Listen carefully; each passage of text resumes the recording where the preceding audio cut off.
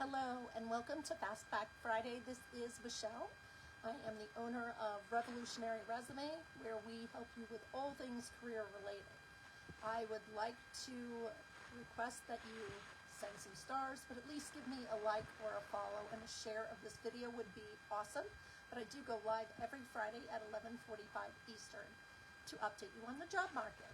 So without further delay, one of the things that has been talked in the news a lot in researching for today's episode was how entry-level roles are harder and harder to find.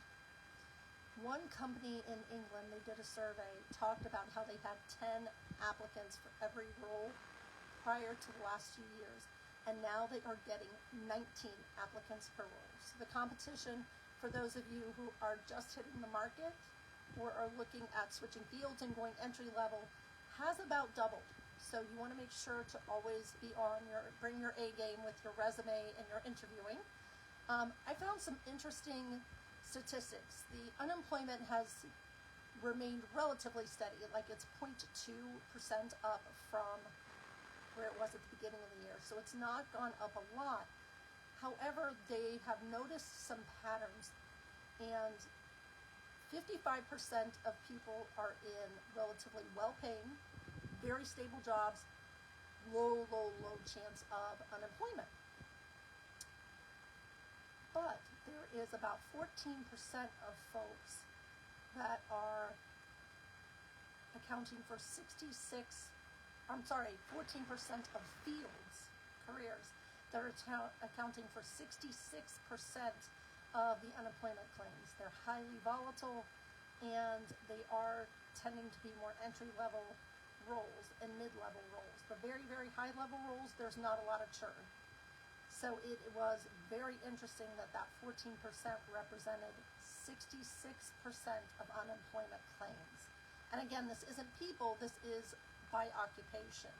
So it's not just the same 14% of people constantly being let go. One of the other things that came out recently, and I will share a graphic in the link, was talking about different occupations, like how many people are in them and what the average wage is. So it went with what occupations are the most people in the country employed in. And the top one was general and operations managers, where the average annual wage was $134. And there are 3.5 million of us employed in that role. And it goes through, nurses are the next, and it goes all the way through. And let me tell you, some of those are very low. You get down to home health aides, some of the worst paid people out there, and there are millions of people in those roles. So that is a very telling graphic, and I'm going to put that in the comments. So let's talk about what happens when you switch up careers. Veterans coming back into the workforce after having been deployed, it's a whole new kettle of wax if they want to go into the private sector. If they want to go back into the federal government, there's now that big restriction on your resume, cannot be over 2 pages. We're very experienced here at Revolutionary Resume on doing those specific resumes.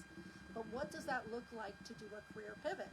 I pivoted from retail management to go back into HR because it was what I loved. It can be done, and we are here to help you through that.